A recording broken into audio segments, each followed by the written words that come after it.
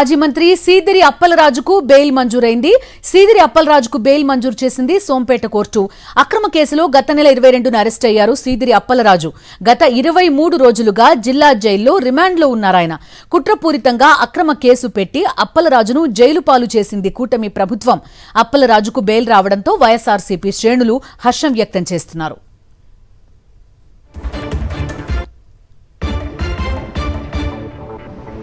పూర్తి సమాచారం అందిస్తారు మా కరెస్పాండెంట్ సునీల్ చెప్పండి.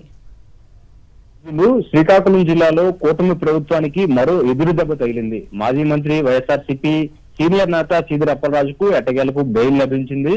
అక్రమ కేసులో అరెస్ట్ చేసి దాదాపు 23 రోజులుగా జైల్లో ఉంచిన అప్పలరాజుకు సోంపేట కోర్టు బెయిల్ మంజూరు చేసింది. అయితే సీదిరి అప్పలరాజుకు బెయిల్ రావడంతో వైఎస్ఆర్సీపీ శ్రేణుల్లో హర్షం వ్యక్తమవుతుంది. దాంతో కూటమి ప్రభుత్వం అధికారంలోకి వచ్చినప్పటి నుంచి ఏదైతే రాజకీయ కక్షతో అక్రమ కేసులు బనాయించి వైఎస్ఆర్సీపీ నేతలను వేధిస్తున్న నేపథ్యంలో ప్రధానంగా అప్పలరాజును కూడా ఈ కేసు అప్పలరాజును అరెస్ట్ చేయడంతో ఈ కేసు రాజకీయంగా తీవ్ర చర్చకు దారితీసింది.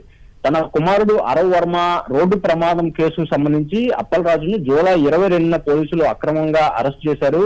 అయితే మొదటి నుంచి ఈ కేసును వైఎస్ఆర్సీపీ తీవ్రంగా వ్యతిరేకిస్తుంది. రాజకీయ కక్షతోనే మాజీ మంత్రి అప్పలరాజును అక్రమంగా కేసు పెట్టి అక్రమంగా అరెస్ట్ చేశారని కూడా పార్టీ నేతలు కూడా తీవ్రంగా మండిపడుతున్న పరిస్థితి నెలకొంది. గత నెల జూలై 22వ తేదీన అప్పలరాజును అక్రమ కేసు పెట్టి పోలీసులు అరెస్ట్ చేసి అనంతరం 23వ తేదీన కోర్టులో హాజరుపరచగా 14 రోజుల పాటు జ్యుడిషియల్ రిమాండ్ విధించడంతో అయితే అప్పలరాజును అంపోలు జైలుకు తరలించారు.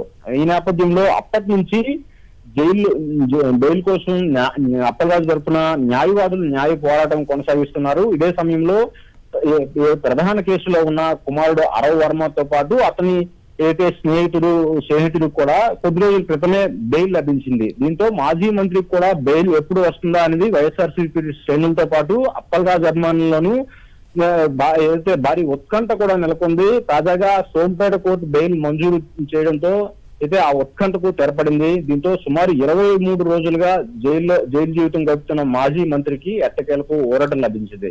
కూటమి ప్రభుత్వం అధికారంలోకి వచ్చిన తర్వాత నుంచి వైఎస్ఆర్సీపీ నేతల్ని లక్ష్యంగా చేసుకుని అక్రమ కేసులు పెడుతున్నారు.